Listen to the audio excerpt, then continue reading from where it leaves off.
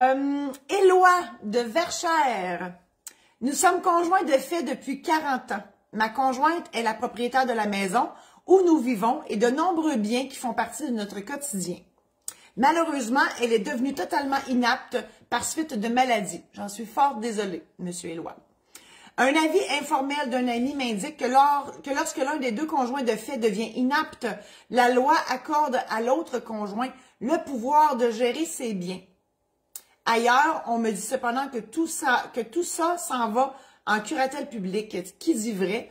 Ben, écoutez, malheureusement, votre ami est carrément dans le champ, en bon québécois, parce que on ne peut pas, on peut pas se dire, ben moi je vais m'occuper d'elle ou de lui. Ça fonctionne pas comme ça. C'est pas automatique non plus. Alors, le Code civil prévoit la possibilité de faire un mandat d'inaptitude.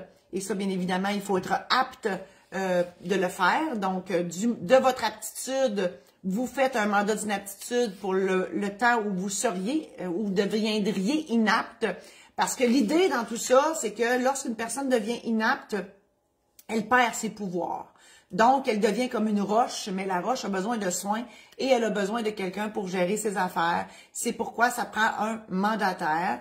Alors, le Code civil vous permet d'en nommer un et ça s'appelle un mandataire dans un mandat en cas d'inaptitude. Maintenant, il faudrait dire mandat de protection. Moi, je suis pas d'accord, mais juste moi, même si la loi, c'est la loi. Mais moi, j'appelle ça encore un mandat d'inaptitude ou en cas d'inaptitude parce que c'est clair. Un mandat de protection, si je vous dis ça, ça va vous dire pratiquement rien. Et sinon, si on n'a pas de mandat d'inaptitude ou en cas d'inaptitude ou de protection, ben, on se doit de nommer un curateur.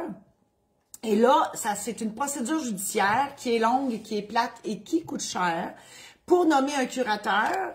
Et donc, imaginez qu'il faut inviter tous les membres de la famille, tant du côté maternel que paternel de la personne inapte, le conjoint, les enfants s'ils sont majeurs, les amis si on manque de monde, parce que ça prend 5 personnes présentes dans le bureau du notaire. Donc, imaginez 25 personnes dans le bureau du notaire. Ces gens-là vont se prononcer sur la personne à nommer comme curateur. Et on va nommer aussi 3 personnes qui vont former le conseil de tutelle, qui vont surveiller le curateur. Et bien évidemment, le curateur public est sur le tas pour surveiller une fois par année tout ça parce qu'on se doit d'émettre un rapport. Donc, le curateur nommé émet un rapport au conseil de tutelle qui, ensuite, on envoie ça au curateur public pour être sûr que tout est fait en bonne et due forme selon la loi. Et cette procédure-là, ben, elle est longue, comme je dis, elle est longue, elle est plate, elle coûte cher, puis c'est pas nécessairement vous qui allez être nommé, donc des fois c'est celui ou celle qui crie le plus fort, malheureusement. Donc voilà. Alors, je vous souhaite bonne chance dans tout ça. Vous savez quoi faire maintenant, Monsieur Éloi, dans comment dire, dans cet épisode plate-là de la vie, en espérant que ça puisse, ce que je vous dis, que ça puisse vous aider. Donc, partagez cette chronique-là à vos amis Facebook pour en faire bénéficier plus de monde. Je vous invite à consulter mon site internet marie-josée-saint-laurent.com pour connaître tous mes services. On est dans la saison de préparation de mariage, même s'il neige à plein ciel à Amos ce matin, 27 avril, on a ça, des pets de neige, on est venu en hiver, on a cligné des yeux, on a perdu l'été, il est parti, on va l'envoyer juste l'année prochaine. Donc, c'est la saison de préparation de mariage. Je célèbre des mariages. Mon conjoint, c'est un DJ expérimenté. Donc, je vous offre une journée de mariage plan clé en main.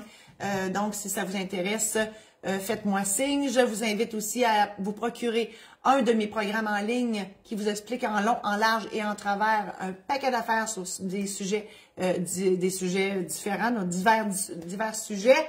Et voilà, donc j'en ai assez dit. Merci infiniment. YouTube aussi, ma chaîne YouTube, Notaire pas ordinaire ou Marie-Josée Saint-Laurent. Vous avez toutes mes chroniques juridiques là depuis Belle Lurette. Il y a des centaines de petits extraits que vous pouvez aller visionner.